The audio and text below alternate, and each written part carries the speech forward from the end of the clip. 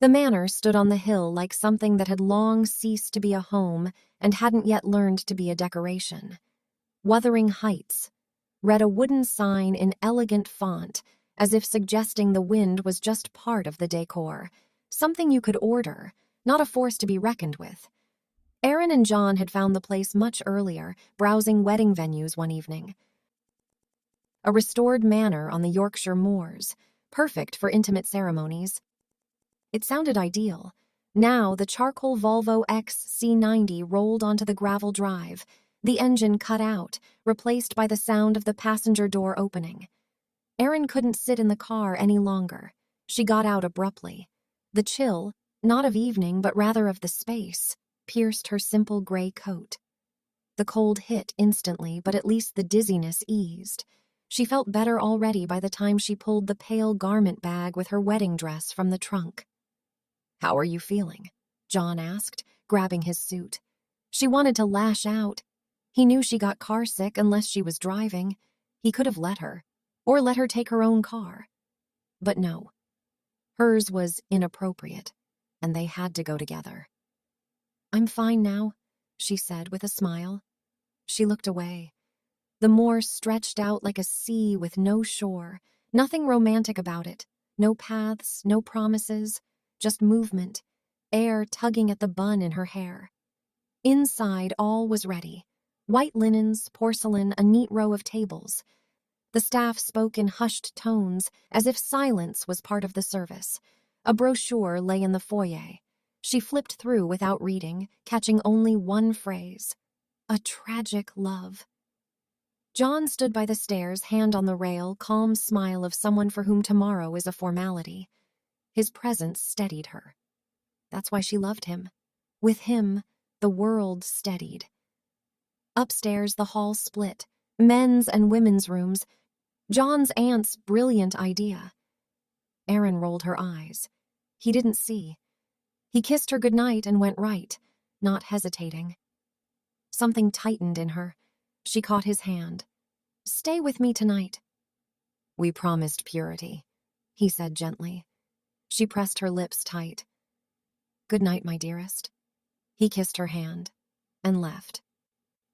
If the disappointment in the hallway had been an unwelcome surprise, she had no name for what she found on the table in her room. Little Virgin Mary's figurines, little angels, tiny bouquets in glass vases, all arranged around carefully selected photos from their life, like relics. In the center, on a white cloth, lay a holy Bible, open to the passage. "Set me as a seal upon your heart," and on top, the invitation. John Linton and Erin Moore request the honor. For all the gods, this altar was a farce. She rubbed her forehead. She needed to lie down. The moment her head hit the pillow, she fell asleep. She was walking across the moor, a torch in hand to keep her from straying. Then came a murmur of many voices, like wind.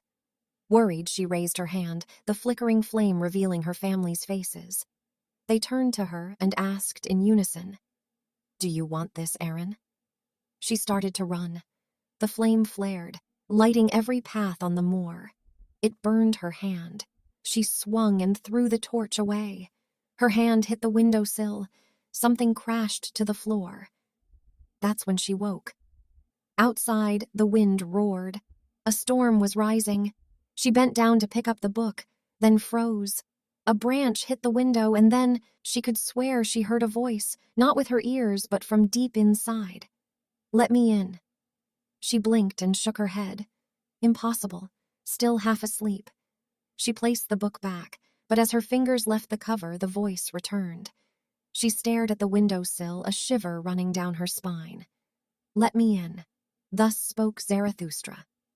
Before she knew it, she was flipping pages, searching without knowing what for. "I have question for thee alone." She froze, her finger trembling over the line, then slid on. Marriage, a child, readiness. "Art thou the victorious one, the self-conqueror, the ruler of thy passions, the master of thy virtues?" The words struck like a blade. She shook her head, sighed. "Not only onward shalt thou propagate thyself, but upward." marriage. So call I the will of the twain to create the one that is more than those who created it. Upward. But did she want this? With John? Ah, the poverty of soul in the twain. The pitiable self-complacency in the twain. Exactly, a hollow form. Marriage they call it all, and they say their marriages are made in heaven. She let out a bitter laugh. Well, I do not like it, that heaven of the superfluous. Superfluous. That was what he meant. That was what they were. She clutched her head. She didn't want that kind of heaven, that kind of God. Jaw tight, breath short. Many short follies. That's what he called love. Wasn't it true? Didn't it start when he left? And your marriage putteth an end to many short follies with one long stupidity. No, no. She was suffocating. Was this the beginning of the end? So what is love? It is a torch to light you to loftier paths. On the white wall, headlights danced. Then came the roar of an engine. A black Dodge Charger pulled up, spitting gravel as it stopped in the driveway. Erin moved to the second window. The driver's door opened, and a blast of music spilled out into the cold. She caught the lyrics through the wind. Shadow Moses. The words burned into her memory. Her chest tightened. Ash, she whispered. He leapt out with ease, smoothed back his windswept black hair with a certain confidence, slammed the door and moved with an effortless grace. Nothing, not even the storm, could take from him. He went to the passenger side, opened the door and offered her his hand. He held hers as her stiletto sank into the gravel and she stumbled slightly. Was that Lizzie? Erin barely recognized her. She blinked. Brows raised, she took in her future sister-in-law's flirtatious movements, the extravagant hair, the heavy makeup. Lizzie said something to Ash, and they both laughed, freely, genuinely, so light-hearted it stung. They disappeared into the building. Erin thought the Lintons would be furious. They'd start ranting about bad influence, about how their daughter now looked like some cheap girl hanging off a pimp. No one truly knew how Ash had made his fortune. Ever since he'd walked out of their family home, he'd vanished. And when he came back, he was someone else. Someone who couldn't be ignored, but could be judged and gossiped about. Still, Lizzie had every right to be with whoever she pleased. At least in a normal world, not this Puritan circus.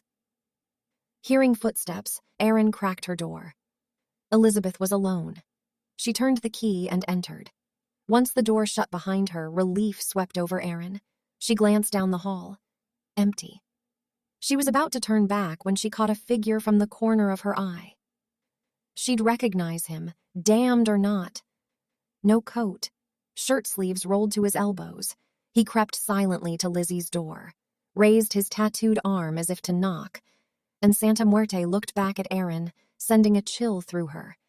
But instead, he dropped his hand and entered. Almost in a trance, she spun into her room, plunged into the dark, searching for headphones and her phone. Her fingers, slick with sweat, fumbled to unlock it. She failed. In frustration, she hurled it to the floor. The screen cracked. She listened, half expecting footsteps. Silence. She picked it up, wiped her hands, and managed to open the music player. But it started the wedding playlist, the processional, inspired by Song of Solomon. She tapped the cracked screen. Nothing. Only after swiping blindly, dismissing pop-ups as the display flickered, did she finally switch to the song she needed. Sliding down the wall, she exhaled, just as the first notes of Paper Cages reached her ears. He opened his eyes, certain someone had knocked. But it was only a branch tapping the window, jerked by gusts of wind. He looked down at Lizzie's shiny hair spread across his chest. With every breath he took, her head rose and fell, as if he had complete control over her. He tried to fall back asleep, but couldn't. With a quiet sigh, he gave up.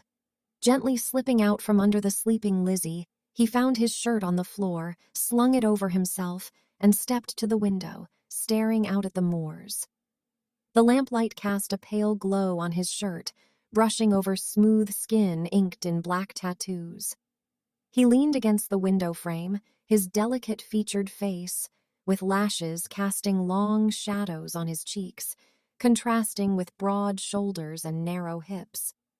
Each part of him seemed mismatched, yet together they formed a harmony that defied naming. Even in the orphanage, caretakers had called him pretty as an angel, making him the favorite, and hated by the other kids. He wouldn't have survived there if the Moors hadn't come, bringing hope for normalcy. But that hope vanished the moment they stepped inside, and his adoptive sister cried out, "You were supposed to bring me a little brother." "But Aaron, he is a boy. I'm not sharing my dresses." "Idiot, I don't want your stupid dresses," he yelled, slamming the door as he ran. The wind picked up, but Ashley dressed, left the building, and walked into the darkness just as a distant lightning bolt split the sky. He pushed through the heather the way he'd pushed through life, scattered with taunts. But he'd never taken them seriously, just petty cruelty. He knew who he was. That was all that mattered, until the day he doubted. He locked himself in the bathroom, didn't come out till evening.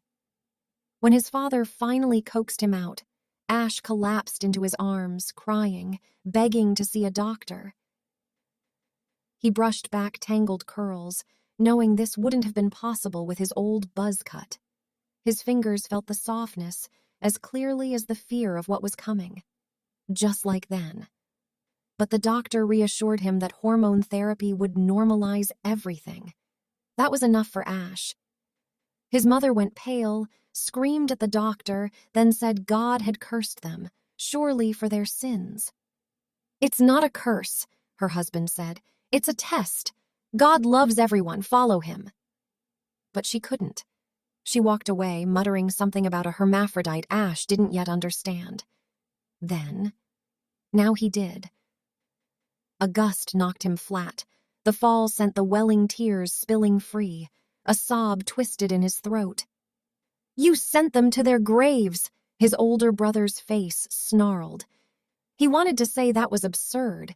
His chest-growing breasts hadn't killed them. Besides, they were gone now, but he said nothing. Oh, he thrashed in the grass, clutching his torso as the wind howled and tore at his clothes, the world whirling as if in a tornado. He fought, saw lightning split the heavens, and himself. Then strength failed him, and he was left staring up at the catastrophe above. There Aaron's face appeared. He laughed, sure he was dying, that the devil had sent for him. But no, he'd sworn he'd rather die than see it again. Aaron, telling her friend she was with John. And about Ash. What pastor would marry us? What community would accept us? Life with him means exclusion. He'd left, but it hadn't ended there. Though he missed the rest, the words continued. That's why he can't know I love him. What if he were a woman? He is. It changes nothing. Then who? A man. Because he chose to be. And that makes him more of one than those who never had to choose. Rain streamed down his face with his tears as he lay still, eyes wide until stars appeared overhead. "Ash!" Lizzie's hysterical voice carried over the moor, muffled by thick white fog. "Oh God, Aaron," she sobbed. "What if something happened to him?" "Stop blubbering," Aaron snapped, shaking her. "We have to find him." She should have been in the bridal suite, getting her hair and makeup done, not wandering the wilderness in pajamas. She'd rushed out the moment Lizzie told her Ashley was missing. She couldn't call anyone else. He wasn't even supposed to be here. "Why'd you bring him?" she muttered. "He wasn't invited." "Because John didn't want him here, right? He's jealous." "Too bad.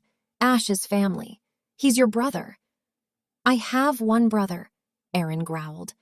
Elizabeth looked at her carefully. "This isn't about John, it's about you." She stepped in front of her. "You still have feelings." Aaron shouldered past her. Lizzie chased after her, trying to stop her. "Move or I swear," Aaron hissed. Lizzie tried again, and landed in the grass. By the time she stood up, Erin had disappeared into the fog. She wandered through it, trembling, part cold, part rage. What did that hysterical little girl know about her feelings? She didn't want to admit Lizzie was right, but with each step, the lie unraveled. Because she knew the truth. She lived through him, if anything happened to him. That fear again, like in school when boys' stupid games, pulling down pants, could turn into a matter of survival. She'd watched from a distance, heart pounding, asking herself, is he like them? He was more than that, even if he didn't know it yet. He showed her the kind of woman she could be, the kind of man she could love. He was whole, and she was sinking into emptiness, muddy and cold, no idea what time it was, or if she'd even make it to her own wedding. Then suddenly, peace. A sense she didn't need to rush. She looked up, then forward. The wind blew the fog aside. He lay there, eyes open, still. No. Please no. She dropped to her knees, cupped his face, tears wetting his skin. Only then did he blink and gasp, like surfacing from deep water. Ash! She cried, holding him. Erin, he whispered. Is that you? Lizzie appeared, running toward them. Oh, Ash, are you okay? She knelt, flooding him with questions. When she finally stopped and they got him on his feet, they started toward the manor. But near the door, Erin left them. She had to get ready. They arrived around 12:30. Lizzie led him upstairs. I'll check if you're hurt. You should rest. Take a bath, she offered. He stopped her with a gesture. Lizzie, I need space. She nodded. I'm here if you need anything. I know, he assured. See you downstairs. The altar overlooking the moor ceased to be the center of attention when the guests noticed a young man leading Lizzie Linton by the arm. Is that Ashley Moore? An older woman leaned toward her friend and whispered venomously, Just look at him. Can't even tell if it's a man or a woman. The world's gone mad, the other lamented, and they say he's a gangster. Yes, I saw the tattoos. She crossed herself. And his car, she added softly as a few people shot her a look. Apparently he races, a man behind them chimed in. My son's friend says so. He goes by Terreno, something like that. He waved a hand. Meanwhile, the subject of gossip had already taken a seat in the front row, and John appeared at the altar with the pastor. Erin quickly set up the wedding playlist and handed the phone to the DJ, who eyed the screen with doubt. Standing on the white carpet, ready to walk in, she silently prayed he'd manage to play the song, but changed her mind the moment Metallica's Fuel exploded from the speakers. She froze. Panic rose as she caught the horrified expressions of the pious aunties. They're about to drop dead. Turn it off, they yelled over each other. The DJ jabbed frantically at the screen, failing miserably until he finally shut the phone off. Then the grooms stepped in, and, as always, brought order. A few minutes later, as if nothing had happened, she walked down the aisle to the sound of Set Me as a Seal. Torches around the clearing burned warmly, swaying in the wind. She fell into that same dream again, the same faces, the same question in her head. She looked through the white tulle at John, who had just said, I do. Then the pastor turned to her and asked the same question. It hit like a gust of icy wind. Maybe it wasn't just a feeling. She stayed silent. The wind picked up. She had to hold down her veil. The pastor repeated the question while she wrestled with the billowing fabric. I can't, she released it. Otherwise I'd be lying. The veil flew, brushing Ashley's face, lingering there for a breathless moment. Then the wind shifted, carrying it over the moors like a ghost, and it vanished.